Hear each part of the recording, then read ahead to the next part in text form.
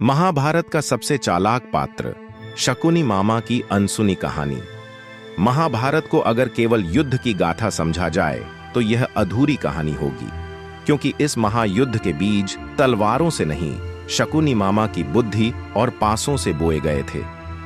हस्तिनापुर के राजमहल में जब भी कोई मुस्कुराता हुआ शांत चेहरे वाला व्यक्ति दिखाई देता तो वह था गांधार का राजकुमार शकुनी, दुर्योधन का मामा। बाहर से सरल, भीतर से आग। लेकिन क्या आप जानते हैं, शकुनी का हृदय पहले से ही टूटा हुआ था। शकुनी के बदले की शुरुआत गांधार की राजकुमारी गांधारी का विवाह जब अंधे राजा धृतराष्ट्र से हुआ, तब यह केवल एक विवाह नहीं था, यह गांधार के लिए अपमान था। कहते हैं कि गांधार के राजा और राजकुमारों को धोखे से बंदी बना लिया गया। धीरे धीरे सभी भूख से मर गए। अंत में केवल शकुनी बचा। मरते समय उसके पिता ने कांपती आवाज में कहा, बेटा, मेरी हड्डियों से पासे बनाना और इन्हीं पासों से हस्तिनापुर को नष्ट करना। उस दिन शकुनी की आंखों में आंसू नहीं थे। उस दिन उसकी आंखों में प्रतिशोध जन्म ले चुका था। हस्तिनापुर में राजसभा सजी। युधिष्ठिर धर्मराज धर्म के भरोसे बैठे थे और सामने शकुनी मामा मुस्कुराते हुए। महाराज, एक खेल हो जाए, बस यही एक वाक्य, और महाभारत का पहिया घूमने लगा।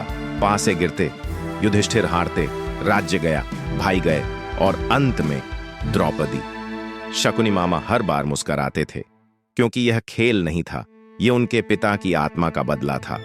दुर्योधन की हर गलत सोच के पीछे एक आवाज होती, तू सही है भांजे, पांडव तुझे तेरा हक नहीं देना चाहते। शकुनी मामा जानते थे दुर्योधन की कमजोरी उसका अहंकार है, और उसी अहंकार को हवा देकर उन्होंने पूरे वंश को युद्ध की आग में झोंक दिया। कुरुक्षेत्र में जब युद्ध छिड़ा तो शकुनी के हाथ में तलवार कम, चालें ज्यादा थीं, लेकिन समय किसी के साथ छल नहीं करता। सहदेव, जिसे शकुनी सबसे कम समझते थे, उसी सहदेव ने अंततः शकुनी का अंत किया। मरते समय शकुनी मुस्कुराए नहीं, बस आसमान की ओर देखा। शायद सोच रहे थे, पिता, आपका बदला पूरा हुआ।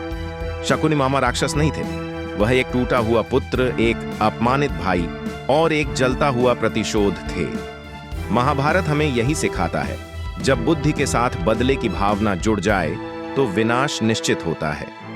अगर आपको महाभारत के ऐसे अनसुने पात्रों की कहानियां पसंद हैं, तो यह कहानी दिल तक जरूर पहुंची होगी।